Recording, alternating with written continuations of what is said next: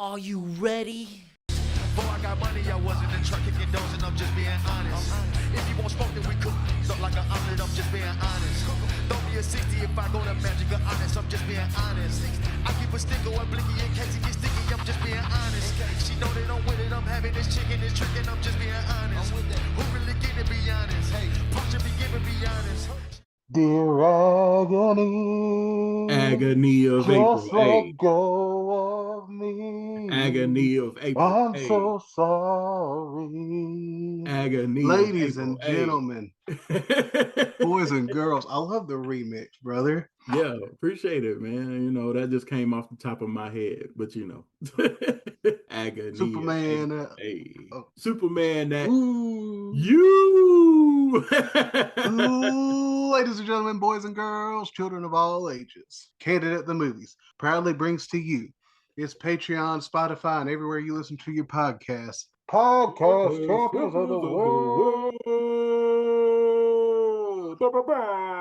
The most handsome man on the internet, Joe. What's up, y'all? It's good to see everybody, and it's good to be seen. The Bald Beauty Big Nate. Hey there, handsome. And we are your Wrassle twins. Hey, Joe, how are you doing this week, sir? I'm doing good, man. I had a terrible headache for most of the day, but thank you for your prayers. I actually ended up letting my managers and them know, like, I was like, listen, I need to lay down because the way that my head is killing me, it was like I could feel my heartbeat in my head. So yeah. I was like, that's the reason why I was like, we should probably call this off. But I took a nap for a couple of hours and I got up feeling much better. Headache wasn't completely gone, but it was definitely way better than it was. So I ended up walking my dogs and everything afterwards. So it was good. Yeah. An effectual, fervent prayer of a righteous man availeth much. Availeth much. But the righteous part, bro. The righteous part. Speaking of, I would love to talk about the Righteous one day because they are one of my favorite tag teams. But they're still going. We don't talk about those guys still going most of the time. We'll do it later. Yeah, we do it later. We normally wait until they're done because they're not done yet. But they're so awesome. They are, bro. All right, guys. If you can't already tell, I'm a little festive today for a reason. Mm-hmm. But before we talk about the man, the myth, the legend, and in my opinion, the greatest professional wrestler to ever lace up a pair of boots, Mrs. Foley's baby boy, Mick Foley, on our April of Agony. Yeah, and RIP to Mrs. Foley, man. I know she passed earlier this month, and I know what it's like to lose a mother. So I really, my sincere condolences to Mick Foley. You are one of the best people that I've met. I'm not just saying wrestlers. You're one of the best people that I've met. So my sincere condolences and prayers up for you and your family as you all deal with this time. I know it was a couple months ago, but it doesn't change. Like, the pain's still there. The pain is still there, man. So I lost my dad. 2011 or 2020. It'll be 15 years in September. Yeah. And the pain still hurts just like it did 15 years ago. Mm-hmm. It just comes and goes, man. July 2020, July 29th, 2020 is when I lost my mom. So it's coming up on year 6 now. And I'm sorry for your pain as well, my friend. Man, yeah, it ain't easy. It ain't easy. I never wanted to be a part of the motherless club, but here I am. So, well, I don't know how we transition other than God is good, and we love loving each other. Yeah, Pause. But we can talk about your book because you have such a good book. In fact, you got a great compliment. Are we talking about this book? Yeah, we're talking about the Church of No Return. Well, you see, I have a friend, Eglantine Breyer. She is also a author, and she writes books of the spicy variety. Wink. She says, and I quote, has the makings of a Southern Stephen King. And you know what? It makes sense because when I was reading the book, it was so vivid in my mind that I could see it on the big screen. I could see a screenplay being written based off of your book. And yeah, that would be a dream come true. A24, reach out. Yeah, man, A24. So, as you all know, we are partnered with Candid at the Movies. In fact, they are our parent company. And we at Candid at the Movies, I hate to give favorites, but I would say my favorite, my personal favorite, and probably Travis's personal favorite group of movie makers are A24. So, shout out to A24. Shoot us a message. We'll shoot you a message. Our people will get in touch with your people, and let's make this thing happen. A24, they do a lot of horror, right? Yeah, That's they what I'm do. thinking, They right? do. Okay. They do a They lot of different types of movies, but their horror films are some of the best horror wait, they films. did Sinners, didn't they? No. No, okay, I'm sorry. I'm just sorry. Dude, that movie was so freaking good. Yeah, it was, man. It It was is movie of the probably year last year for me. not even best horror movie, just best movie. Yeah, Horror movies overall here lately, unless they are really original or really stick to the base material, suck. yeah. But that one, I think it's because it had depth. It definitely had depth, and You it had a cared, lot of different meaning you behind it. cared about You the could do think characters. pieces about it, you know? Yeah. Yeah. And you had two different people that were both oppressed by the same structure, Yeah. political, religious structure, two different races of two different things, both oppressed in the same way. Mm-hmm. Just went to different Two different extremes, I directions. guess. Yep. Yep. And it's a One beautiful. Irish and the because I think the thing is like a lot of people they talk about how the guy was white and that they were they always like to put white guys as the bad guy. I'm like, no, he was Irish. Okay, so he was Irish from before they created the idea of black and white. Because the idea of being black and white started during the transatlantic slave trade. Bro was way older than that. He was Irish, okay? And he was oppressed too. And I think that's Yeah. something a lot of people miss is like through your oppression, you can grow and become stronger because of it, Mm-hmm. or you can become resentful and want to make other people hurt because of it. Yep. That's one thing I really drew from that movie. Mm-hmm. And I thought it was beautiful. A lot of people that don't understand the beauty of good storytelling thought it was all a white people bad movie. It was never a white people bad movie. No. It was very much, to me, the way I read it, the way I watched it. Kugler, you are incredible. He's amazing. Was that we can either take our adversities and try to make better, or we can take our adversities and try and take people down with us. Yep. But we can all come together through music. And why don't you tell me, sir? I believe somebody, first off, Mm-hmm. I got to catch some clips. I'm sorry I couldn't make it this past weekend. Right, man. Wonderful performance, I first and appreciate it. foremost. Beautiful Thank voice. Secondly, very much important. Dude, you're getting too slim. you. Thank you. Respectfully. Too slim. But I'm still slim thick though. That's what they yeah, call slim me thick. now. Slim Everybody thick. loves a slim thick. Yeah. But why don't you tell us about the experience with the concert with Disciples of Christ and Mr. Yoverton and everything else? All right. Shout out to Mike and DLC, the Disciples of Christ. We had a wonderful time this past Saturday at Cedar Grove Temple of Praise. We sang for almost 2 hours straight, and the spirit was in the room, man. You had to be there. It was amazing. The songs that we were singing not only have a lot of meaning, but the way that we sung them, we gave them our own spin, our own twist. And I really enjoy nuances in music, whether we're talking about B flat, E major, suspensions, all those types of nerdy music things I'm into. But we did all of that and then some. And then the soloists who came up were phenomenal. So shout out to like Myra and Tasha and everybody else who was up there as well with me. And as you know, I'm making music as well with the Echoes being out and other things coming up soon. We should have a studio performance being shown here pretty soon too. So a lot is happening, and I'm very blessed to be a part of it. Amen, brother. I'm glad. I'm so happy to hear it. You guys, check my guy out. What is the name of that platform again, sir, that you can buy Echoes? Edge. Check him out on Edge. Look up Echoes. It's wonderful. There's several different versions. You will not be disappointed, my friend. Also, it's called Even. Sorry, not Edge. I was Even. thinking about Edge. Even. Yeah. Dun, dun, dun, dun, dun, dun, dun, dun. Well, I'm going to give you the cutting edge scoop of where you need to be Sunday, May 3rd, 2026. Where we going? You're going to want to be in Burlington, North Carolina at the Positive Attitude Youth Center for Revolution Wrestling Authority's Decade of Destruction. And don't bring your bad attitude, bring your positive one. You better, because your boys are going to be there. We're going to have t-shirts. We're going to have books.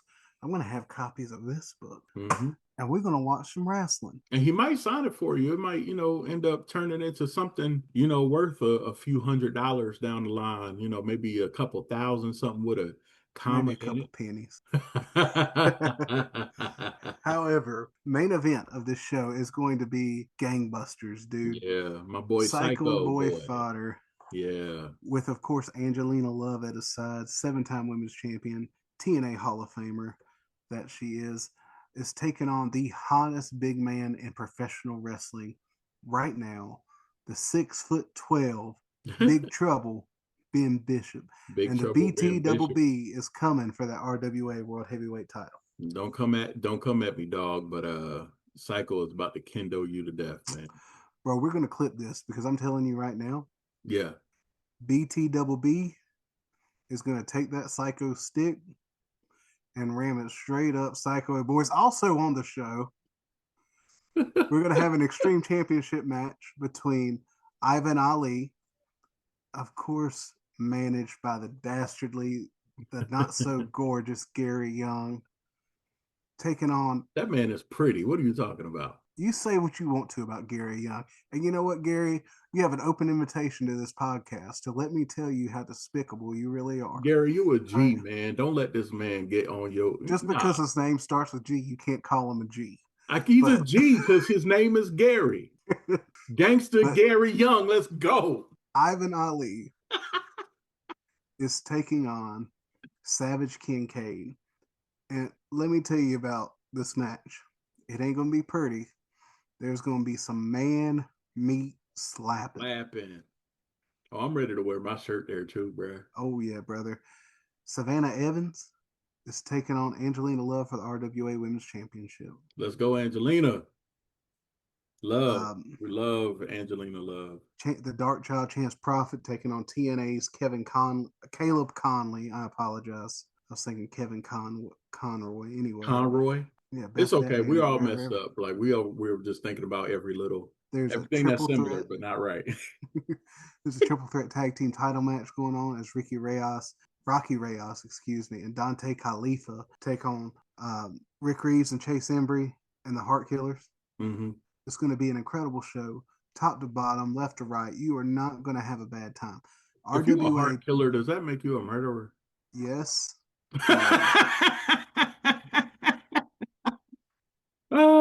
I just love throwing you off sometimes, dog.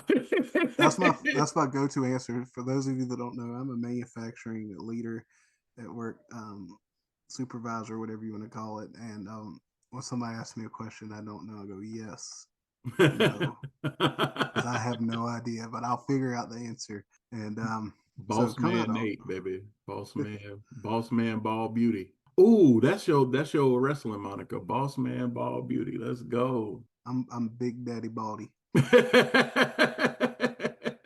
So guys, you don't want to miss Burlington, North Carolina. You don't want to miss Revolution Wrestling Authority. It is going to be the hottest ticket in all of May, and that includes us going to Raw. I heard that the front row is sold out already. Wink, wink. Sold out. Second row has a couple seats left as we record. By the time this releases, probably not. Yeah. Because this is going to be a big show. Well, it's the big show. All of our pluggity plugs out of the way. I wanted to show off this shirt. Show off that shirt. I got the Bobby Lashley. Almighty. Timeless. Bobby Lashley. Incredible. Anyway. I'm going to show off. Bang, bang. Bang, bang. Bye-bye. The greatest professional wrestler of all time, and I will fight you over this in the comments. Ladies and gentlemen, Mick Foley, the man who was Cactus Jack, the man who was Dude Love, the man who was Mankind, the greatest in character work and in-ring psychology. Let me talk to you. I love this man so much. Oh, deeply, like way too much. As a grown man, I should not love a man this much. Born in the year of our Lord 1965. 5. 65. Michael Francis Foley was born in Indiana, grew up in Long Island, New York, to Jack and Mrs. Jack Foley. I forgot her name. He's a Gemini. He was is a born the day Gemini. before my wife's birthday. So, Oh, that's what's up. yeah. And early on, Mick Foley's dad and he was just a funny guy. He was awkward, just like us. He's your loser, every loser's favorite wrestler for a reason, right? Yeah. He was a lovable loser in life. And I mean that respectfully, like completely respectfully. But his dad was an athletic director for a school district. In high school, he wrestled on the same wrestling team as the Kevin James from King of Queens and other various projects. That Kevin James. Because, why not? Long Island, Queens. Shout out to And Queens, New York. absolutely. How far is Queens from the Bronx? You know, I ain't never been up there. Very far, actually. It's Really? a hike. Yeah. My brother over here is from the Bronx. Brooklyn. Brooklyn. I'm sorry. It's That's okay. not the same thing. Queens is much closer to Brooklyn than it is to the Bronx. The Bronx and Brooklyn are two different things. Yeah. The New York geography education today. All right, so let me tell you a little bit about New York. You have Manhattan. Manhattan is where the city is. So when people say they're going to the city, that's where they're going. Harlem Bad and bougie. is a big neighborhood in Manhattan. It's not its own, but it's like got its own island and everything. You have Staten Island, you got the Bronx, you have Brooklyn, Queens. That's what you the got boroughs. for the city. Yep, those are the boroughs. Okay. Respect. I'll forget. You know what boroughs I know? What boroughs you know? I know Greensboro, I know Ashboro, I know Tarboro. I definitely know that. But in the early years, Mick Foley didn't watch a lot of wrestling until he got older. In college, he skipped some pretty big classes just so he could go watch pro wrestling at the Garden. And you know who he watched? Who we watch? Jimmy Superfly Snuka versus Don Morocco. Oh, that And he sounds watched like Jimmy. good. Huh? That's a good match. That's a wonderful match. Yeah. But we're considering what Superfly was accused of, we got to be careful. He watched Superfly Jimmy Snuka jump off the top of the cage onto Don Morocco to win the match, and from that moment on, he's like, "This is what I want to do." I'm hoping that I get to instill that into a bunch of youngsters. Yes, man. I just want to be that guy that like this guy has inspired me. Yeah. And through all this stuff, somehow, some way, he gets in touch with Dominic DeNucci, and he tells Mr. DeNucci, "Well, I can't afford to pay for wrestling school." Mm-hmm. Dominic DeNucci makes a deal, which is unheard of, especially in wrestling training, because we've all heard the horror stories of the evil trainers that take your money and then just leave town and don't even train you how to take a bump. Mm-hmm. DeNucci gave Foley the chance and told him that if you finish school, you don't have to pay for training for me. So he would drive from Cortland University in New York all the way down to Pittsburgh every weekend just to train. And DeNucci famously told Foley he had a ball of this big because he was not scared to take any bump and he would do it gladly. And early on, as he progressed and got to where he could work, he went under the name. He took his dad's first name, Jack Foley, and he worked as an enhancement talent. And let's keep it a buck, Joe. Yeah. Foley said it himself in his book, Have a Nice Day, one of the greatest books ever written. It is my favorite book of all time. Fiction, nonfiction, or whatever. It is my favorite book I've ever read. Keep that in mind, audience, because we might mess around and have a quiz one day where we give away stuff. Got to remember what his favorite book is. Yeah, you got to remember it. But he will tell you, I have the athletic ability of a giant three-toed sloth. But he made his mark because he could take pain. He said he didn't like pain, but he could take pain, and he was willing to do anything for the love of the business. And he had the mentality, if I can't wrestle them, I will suffer them. And that's not what Foley said. This is me paraphrasing it a little bit. Yeah. He's like, I might not be able to wrestle as good as these guys, but I can give the fans a moment that they'll go home and never forget. This guy made everybody look good, you Dude, know. he was incredible. Mm. For as rough as Foley is on himself, share the story a little bit. The first time I met Mick Foley, when he signed my world championship, I looked at him dead in his eye and I said, "You should have had the kind of title reign that Roman Reigns is having right now." Yeah. And he just kind of laughed. He was like, "No, I'm not that good." And just like, dude, you're the best. But his best work was as a baby. Like his best work was as a heel. But him as a baby face in WWE was top notch. He was just good at everything. He But was, just man, the best character work, period. as humble as Foley is, I don't think he'll ever understand how great he truly was. I Sorry. think that it reminds me of you though, a lot. Like he'll downplay himself a little bit, but this guy is the greatest, if not one of the greatest of all time. Um, and in the ring and character work wise. So you're right. He should have had a longer reign with these championship belts that we're going to discuss later. But um, either way, his impact on the business changed the entire wrestling landscape for the entirety of the rest of forever, right? And if you look through his career, he's one of the few. He did it without politicking. Yeah, He did it without being. We're on Patreon now. He did it without being an asshole. yeah, He was just unapologetically him, yeah. and people loved him for that. I, I think it's incredible. It shows that through humility, hard work, and just being a good person, you can achieve your dreams without putting other people down. Undertaker famously said one time when he started winning, getting bigger and bigger, and he's won his first world title. Undertaker's dad looked at him and said, "You remember the same people you stepped on your way to the top are the butts you're going to have to kiss on the way back down." Mm, And I think if you don't step on people to get where you want to go, yeah, you don't have to kiss any butts. right, exactly. And I don't think Foley has had to do that.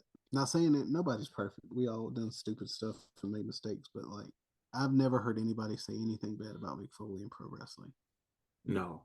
And he's the type, even after he took his most recent stand against just the crazy stuff that's going on right now with the politics and racism and sexism and all types of stuff that's been going on.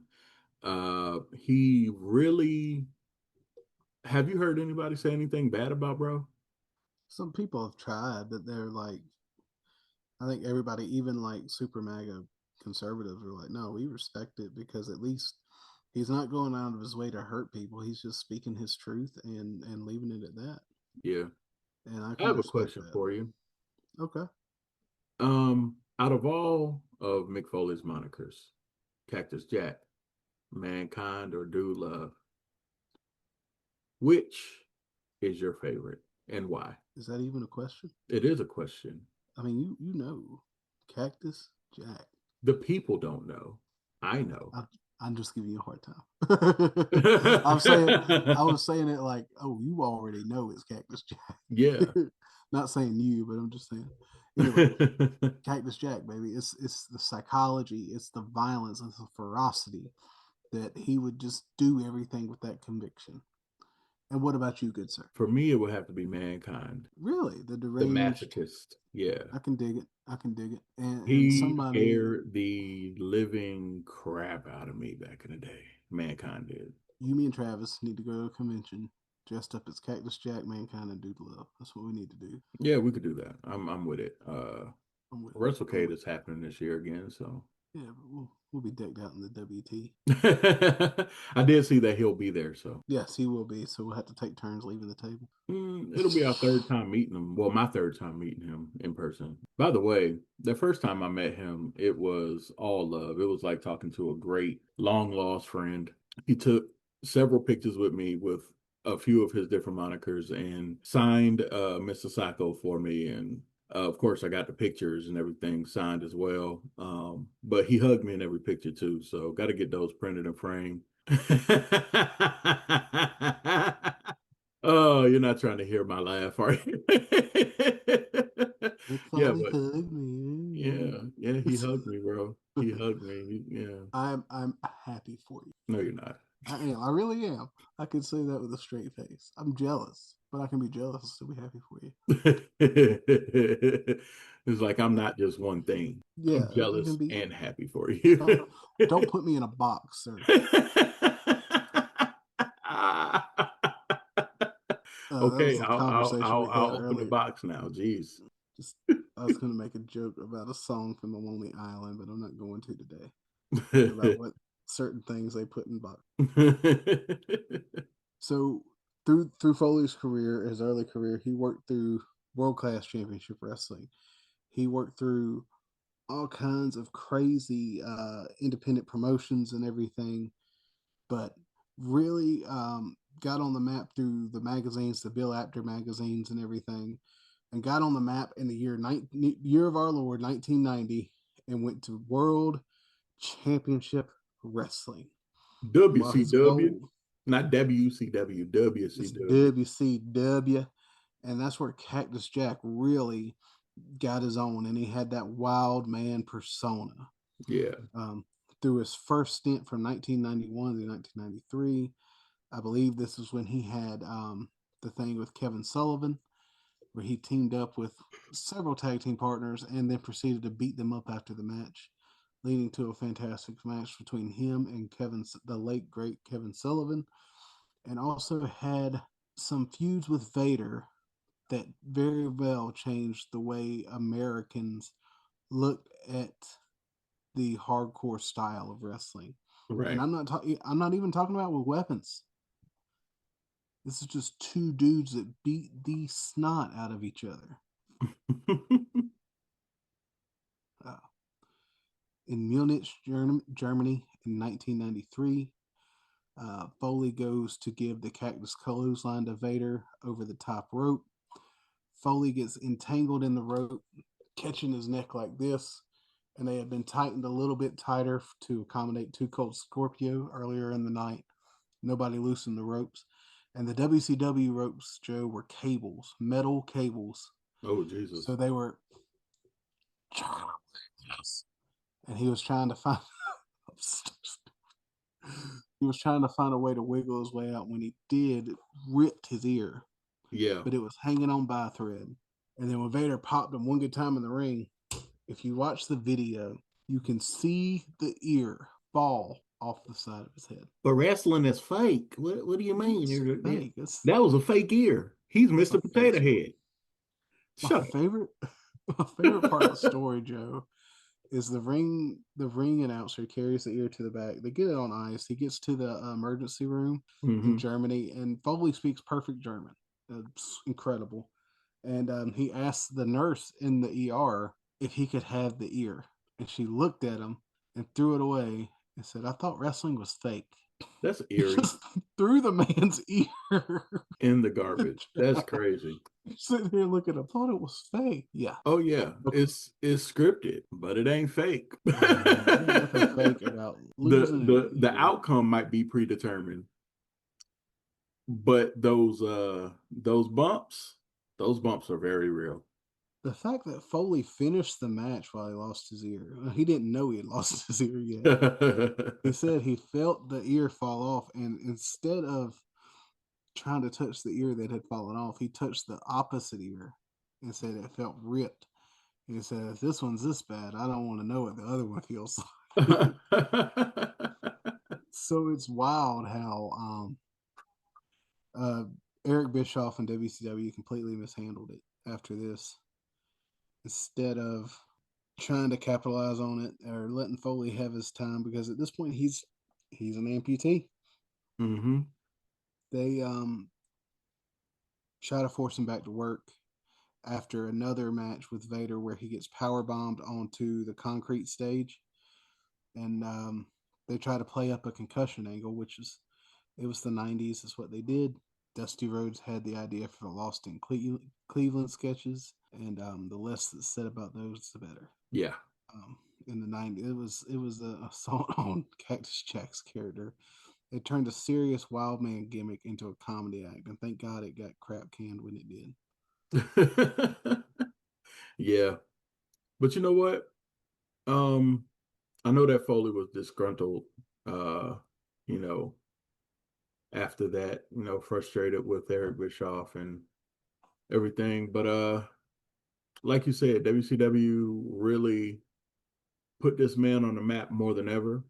Oh Um, yeah, so from it his wasn't '89 perfect, to but he was the man. oh Couldn't yeah, deny that. and he had some great matches. Beach Blast 1992 against Sting. Um, My he favorite. was yeah, he was brought in to lose. He was brought in to job to Sting. But Cactus looked at him and said, "Why can't we both get over?" Like, Hmm. yeah, I'm gonna lose, but if we make each other look good, I can still win in the eyes Yeah. of the fans. Did a great job with that, and few Foley built his reputation on doing things like this, and also with the fans, we looked at him as like, this guy will not stop, even when his body is telling him to. Right. And after WCW, there was a contract dispute. From my understanding, Foley wanted to stay just because of the money. It was good money, Hmm. but they would not get him over that $350,000 mark, which sounds like good money, but then you got to factor in, living expenses in Atlanta and everything. Um, Magnum TA says, "Look, man, no, it was $150,000. He was trying to get to 350." And Magnum said, "Hey, man, if you sign this contract to another couple years, maybe we can get you to that 350K." And Foley looked at Magnum TA, who another great wrestler who had to cut his career short due to that motorcycle accident. Foley looked at him and Hold on. said, Wait. Motorcycle, "Yeah, motorcycle. not motorcycle. It was a bike." You thought I was gonna let that go? I thought you could just let me talk. His career was cut short because of a motorcycle accident, Thank you. Motorcycle is crazy. and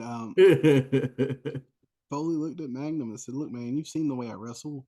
I might not have another 3 years in me. Yeah. So, as much as we pick on the WWE safe style, and as much as it was the Wild West in the '90s, it probably is what prolonged Foley's career the way it did." Yeah.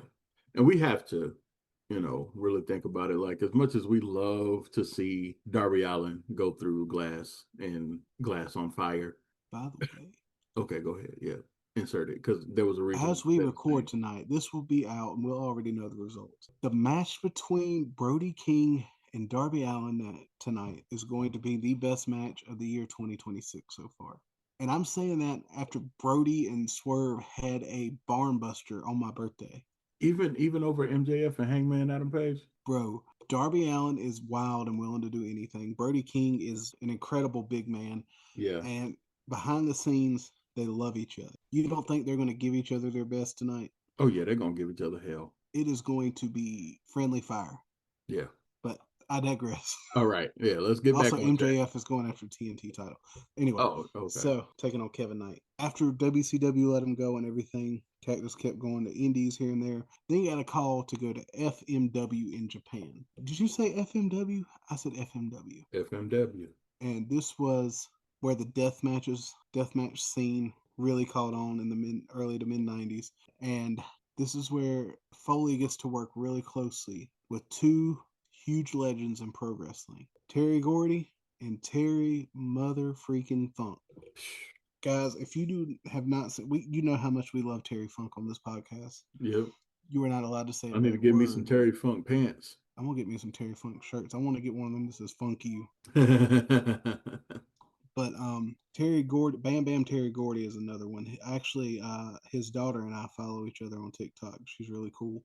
Miranda, I believe is her name. Anyway, don't quote me on that. But Bam Bam Terry Gordy is another legend of wrestling who is absolutely just amazing to watch some of his old matches with the fabulous Freebirds. Freebirds are problematic by 2026 standards, but by the 80s and early 90s standards, there was nothing bigger than the Freebirds. It just wasn't in Texas, and that's part of the country. Yeah. The fabulous Freebirds with Michael P.S. Hayes, Bam Bam Terry Gordy, and Jimmy Jam. But anyway, Foley goes into Japan, and I cannot, Joe. let's say you're a professional wrestler. Yes, sir. Okay. You just left WCW making it 200, making 150, 200K a year. Decent money in the early 90s, right? That's about 4 to 500K a year now, right? Yeah. And you go to Japan and they're like, oh, yeah, we want you to get body slammed onto a bed of barbed wire, body slammed onto thumbtacks. And when you get thrown into the corner, C4 explosives are going to go off. Jeez. What do you say? Let's go. I say, Yeah, Foley and Terry Funk and a lot of these Japanese wrestlers put on some of the most barbaric wrestling that had ever been seen up until the likes of Nick Gage. And barbed wire ropes matches, C4 explosives all around the ring. And in 1994, Cactus Jack becomes the King of the Death Match. man. After winning the King of the Death Match, he had become a hardcore icon. And once you become the global icon of hardcore wrestling, there's only one place you really need to go. EC dub, EC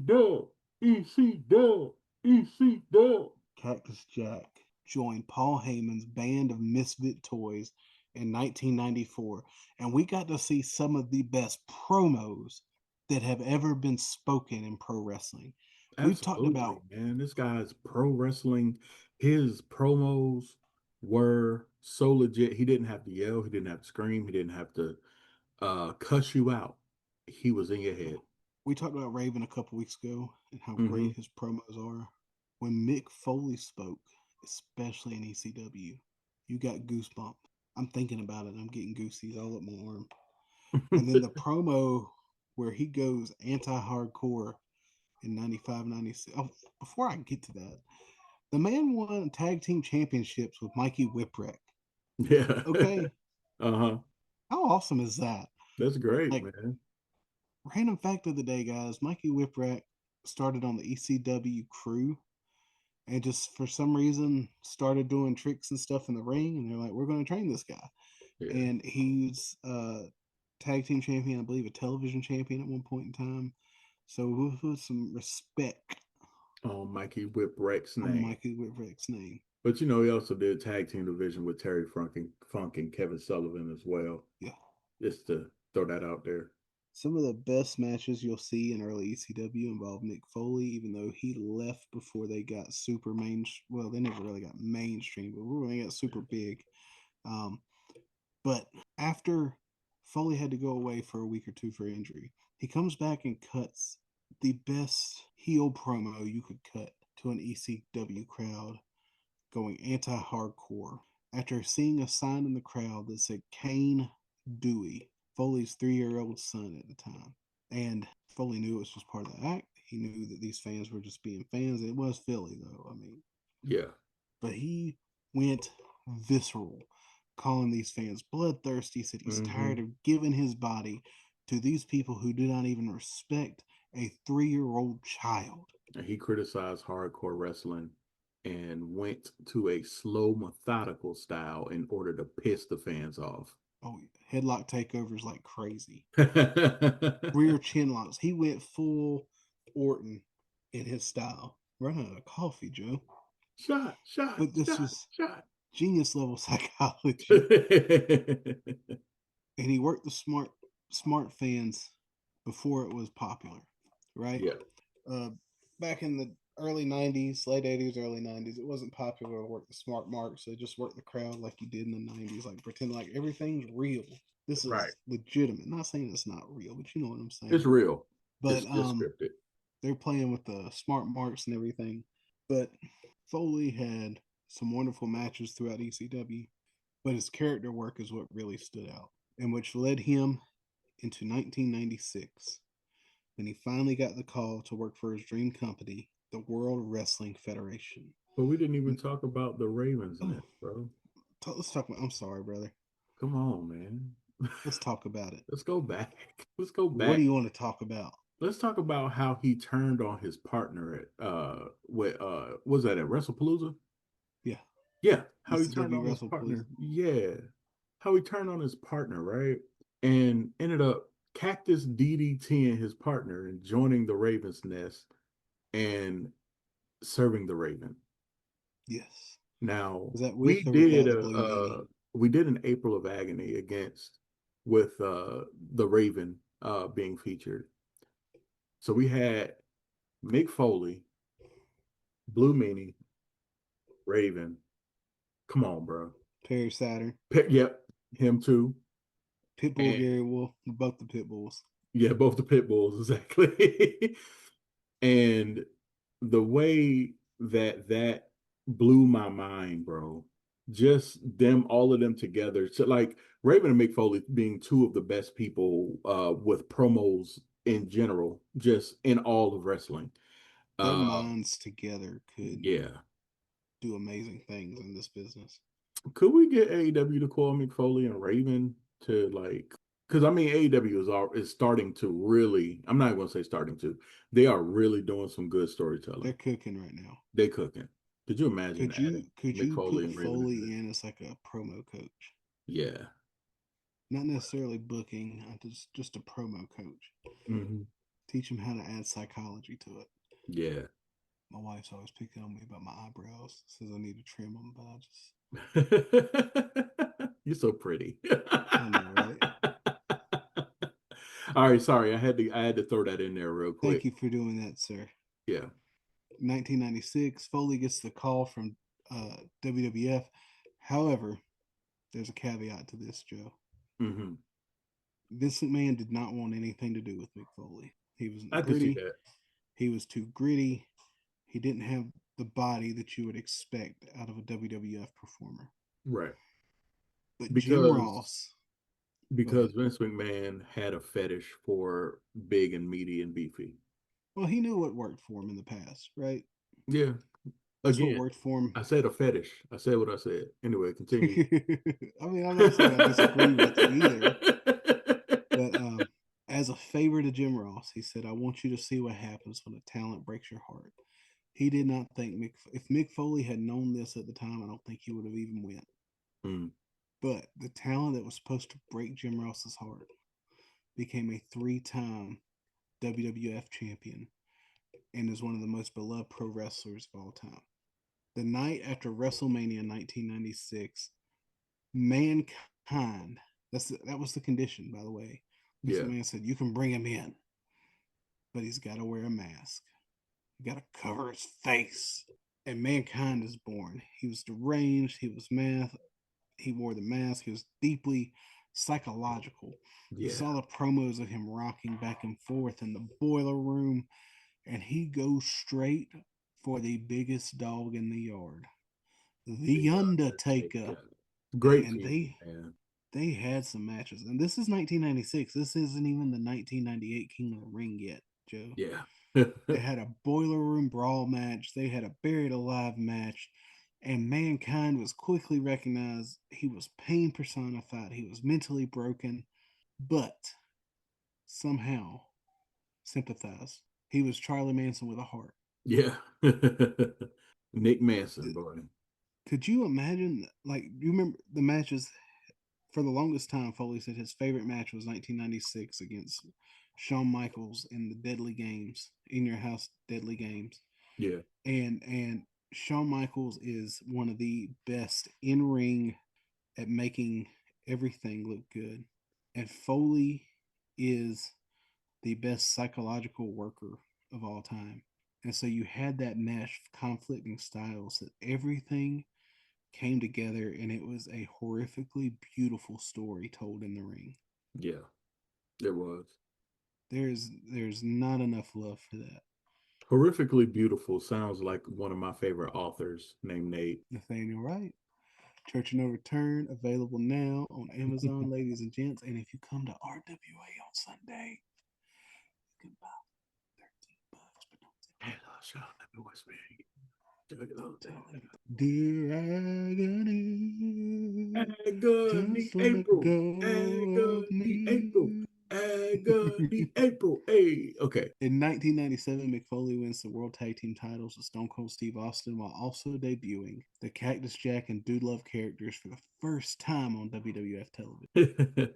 Cactus Jack was never supposed to be in WWF. Bang, bang. But the fans that knew, they knew. And this was amazing. Let's talk about Hunter Hearst Helmsley, Triple H, his reaction when... We're going to 97 or 2000? The 2000 is the reaction that... 2000 is the reaction that I'm referring to. I know I got that in my notes. You know I got that. Yeah, I know. Sorry to make you jump. Let's go to that in 2000. In 1997, Foley is doing all these things, wins the titles to Stone Cold Steve Austin for a little while. I believe this is about the time frame where no, that was later. We'll go to that. And then in the year 1998 is the year everybody remembers for Mick Foley for some reason, Joe. Mm-hmm. Do you know why? I can't. Oh, you know, that was this super great Hell in a Cell match where he went through the top of the cage. He went off the top. He went off the top of the cage. Then he went through the top. Then he went through the top. Then he kept going. Then a tooth went through his lip. Came out of his nose. Came out of his booger. Nose. Right. How? And we got a Terry Funk cameo getting chokeslammed out of his shoes by the Undertaker. Undertaker thought Foley was dead. And this was the old WWF rings that were meant to accommodate guys like King Kong Bundy, Hulk Hogan, Andre the Giant. They had not went to the more modern ring yet. So this was like landing on concrete with like a little padding. He suffered concussions. He suffered a dislocated jaw, tooth right through the nose. But he finished the match.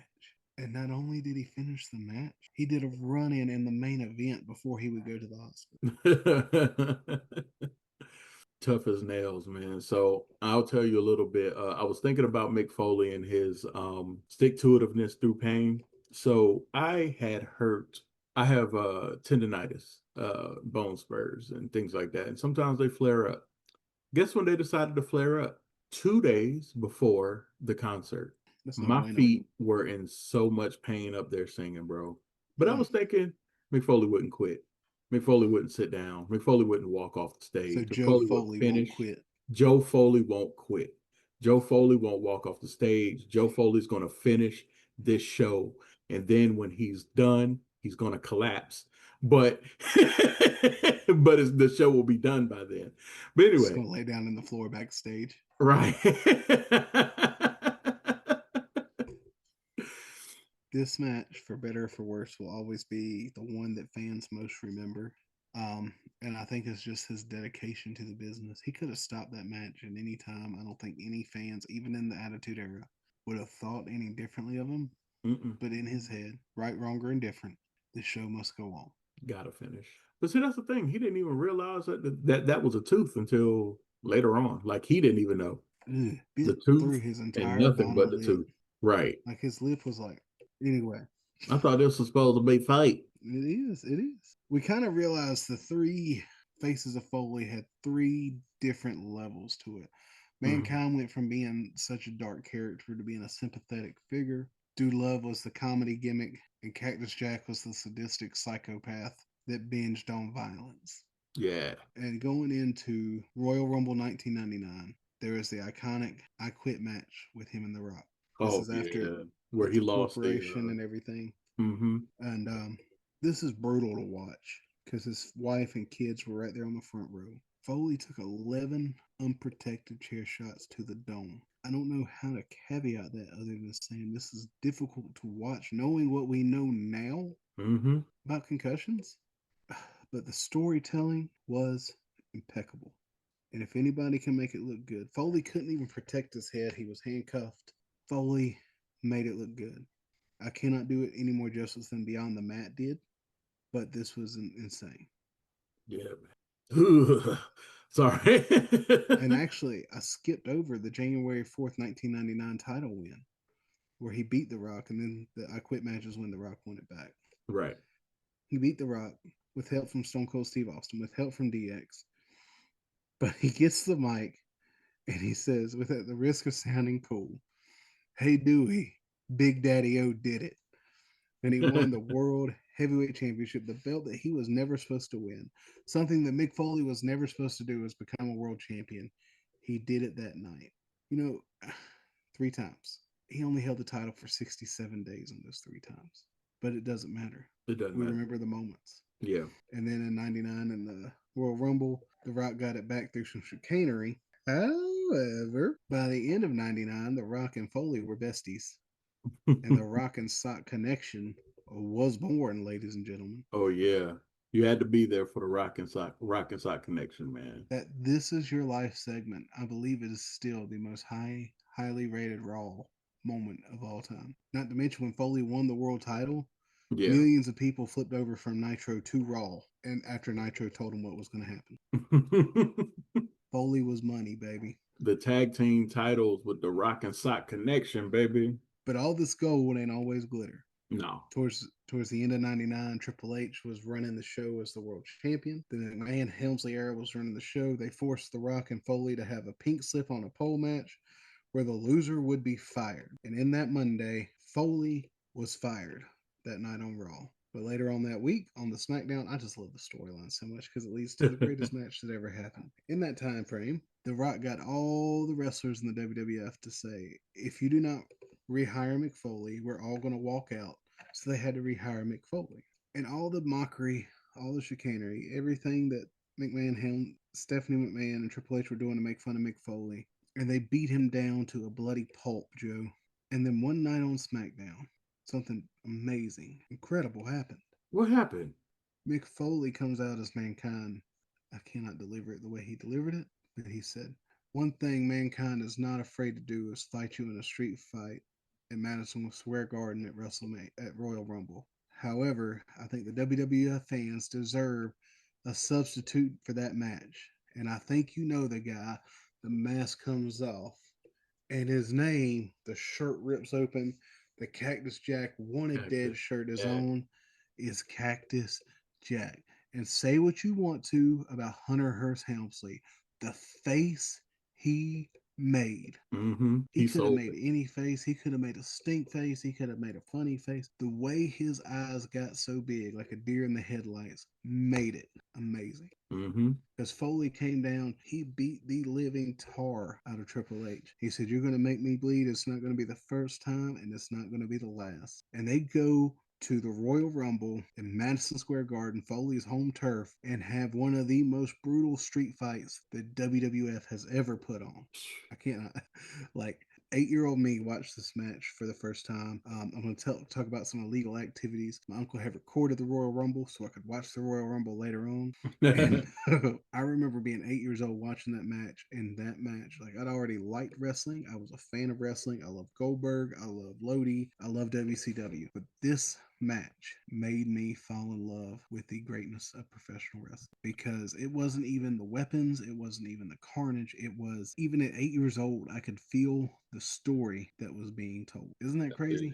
Yeah, that is crazy, man. That's serious, man, for real. And of course, it was the Old Warrior versus a corporate champion. And of course, Foley lost that match after 2 pedigrees and one of them into the thumbtack. They go to No Way Out and they have a Hell in a Cell match, which again, Foley goes through the cage, but this time it was planned.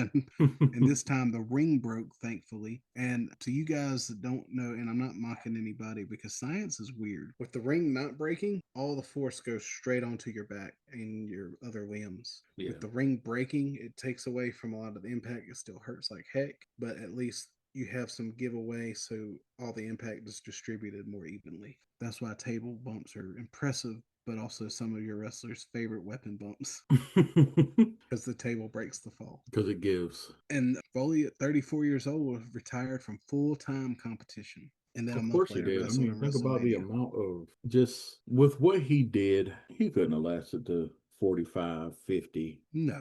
No. He was my age now and retired from full-time competition. He had a few matches that we're going to talk about. Yeah. But, you know, he came back and had his match at Mania. He finally got his WrestleMania main event he rightfully deserved. But he came back and did some of the comedy stuff. His commissioner role was great. Do you remember He's the a little great stuffed comedian, dog Sarge? Man. He's very funny. He's got great timing. Yeah. Him, Edge, and Christian and Kurt Angle had some of the best segments on Raw at that time.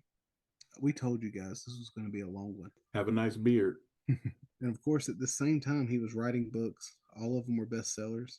All of them. All of them. Which one? All of them. Although.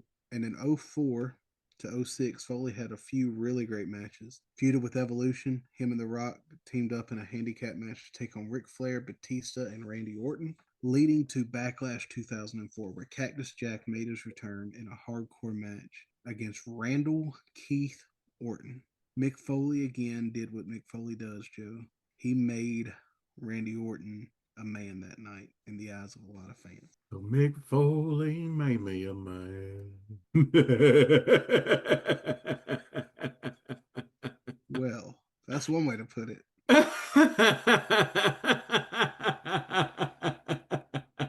He made Orton look tough. I need you When to a lot clip of people, it's going to be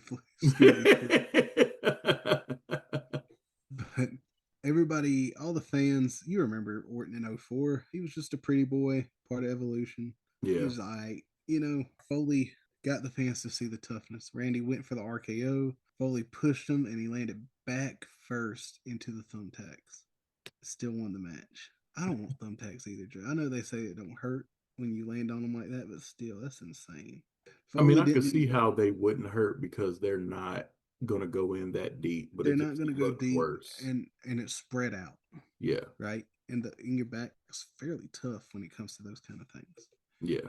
Foley did what he always does. He's not trying to make himself. He made somebody else that night. He made the young man look like $1 million. And of course, we talked about it. The man's a New York Times best-selling author, and he broke stereotypes that wrestlers aren't just big dumb lummoxes. Right. This guy's one of the most intelligent people you will ever speak to. He absolutely is. That's after all the concussions. We love you, Mick. We've been talking about concussions a lot in this April of Agony. We have. But be very careful if you are in a contact sport, football, boxing, martial arts, professional wrestling. Please learn how to fall. Learn how to take a bump. Noggin. Yeah, protect your noggin. Tuck your chin, Wear the Guardian helmet. Yeah. Who cares if you look silly? It's, or look stupid and live. Right. I look stupid every day. Look at me. I don't think it looks stupid. I think it looks kind of cool. The Guardian helmet? Yeah. I don't even think it looks like anything. I think it just looks like somebody trying to play smart. Does that make sense? Yeah. It's not stupid. No, people are weird. Yeah. It's that whole pseudo-masculine toughness thing. Like, a real man's tough just because he's tough, not because of what he looks like. Anyway, I digress. In 2013, Mick Foley was inducted into the WWE Hall of Fame with the likes of Bob Backlund and Bruno Sammartino, where he funnily talked about the two lengthy reigns of Bob Backlund and Bruno Sammartino, two of the longer reigning world heavyweight champions. And he said, and I held the title for 67 days throughout his career. I thought that was hilarious. 2013 was a great year, man. This year I got married. Oh, yeah? Yeah. I got married in 2012, so nice. We're right there at each other. Yeah. And he was locked in, brother. He was an emotional storyteller. He was a hardcore legend. More importantly, he was a man who changed the game, whose legacy I don't think will be fully appreciated till he's no longer on this earth. He's very much appreciated by us, though. Oh, by us, yeah. We're the wrestlers. And I think he's very much beloved. And I'm not saying that he's not appreciated now. He's a very beloved character in pro wrestling, human in pro wrestling. Mm-hmm. I'll reiterate it. He is one of the best people that I've met. And I know a lot of people. I've met a lot of people. He is one of the best people, just general. That is a good human. He's a wonderful human. And we are lucky to have met him and lucky to be fans of his. Yep. So grateful for that. My favorite Mick Foley story. I'm going to tell it before we go off. Well, I think I told it earlier. Tell it again. Doesn't matter. Okay. Joe and I, WrestleCade 2024, had my daughter with us. We went down and we met Mr. Michael Francis Foley, and told my daughter that he's friends with Santa. So she decided she was going to go up to him and say, "Do you know Santa Claus?" And those of you who don't know, he's like, why don't we send a message to Santa? And he pulls her around the table and they take a video and send it straight to Santa Claus. And it was one of the most beautiful moments. Some of us cried. Somebody cried. Somebody's eyes were sweating very profusely. I'm not going to say who, but he didn't have any hair. But it was a beautiful moment for me. I'm so grateful to have experienced that. That video will stay on my phone till the day I die. The first time I met him was 2023. I had just been standing in line to meet Soraya. Welcome back to WWE. Welcome back to WWE. And she is a wonderful person as well. Totally, totally great person. But I knew I was there for one reason and one reason really only. And Travis can, tell you. Once I met Mick Foley, and I met him pretty early on that day in WrestleCade. I think it was a Saturday. I was one of the first people in his line before his line even got very long. Once I was done meeting him, I was done for the rest of the day. Nothing against any of the other wrestlers. I was just Can't like, blame you. okay, I'm good now. I'm good now. We're good to go now. Yeah. Bruh, done met who I want to meet. That is Impact, ladies and gentlemen. Yeah. And Foley definitely left a lasting impact. Sir, do you have anything you want to add to this repertoire? I can't wait to see you again, Mr. Foley. I can't wait to see you again at the next WrestleCade. I will make sure to make it a thing to get to you, because I think that we're going to do our table again, but we will make sure to come and say hello. Give Nate a hug, man. He needs the hug, okay? I know that you're not hugging people like that anymore, but make a special exception for my boy Nate. This guy loves you, okay? He loves you. He loves you, and I want to say it happen for him. Respectfully, not to sound creepy or weird, but this guy loves you. Again, Mick Foley is one of the best humans that I know. I am thankful to him for the stand that he takes. He doesn't have to. I did a TikTok about it. I don't know if Travis can take the TikTok that I made about Mick Foley and add it to this, but it would be great, because I said a lot about him and how much I just appreciated the stand that he took, how he just stood on his morals and made a lot of sense. And it had to be a level of bravery to do what you did and say what you said with the legacy that you have and the friends that you have. So just really appreciate that. We need more people like that in the world. And I respect Kane for what he said afterward, because people were trying to make a big deal about it, because Kane's on the other side of the aisle politically, and Kane's like, I don't have to agree with the guy. I love the guy. He's one of my best friends. I don't care. I respect his decision. Mm-hmm. Like, we don't have to make it a battle about everything. Yeah, and I feel that way too. I have a lot of decent friends, decent people that I know voted for the Menace 3 times.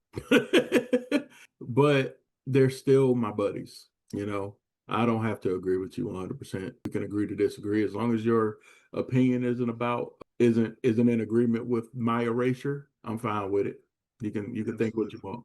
And if I had some final words, it would just be, thank you, Mr. Foley, for inspiring this guy to be whatever he wanted to be, as an author, as a husband, as a father, as a friend, as a wrestling fan, as everything. As a podcast host. As a podcaster.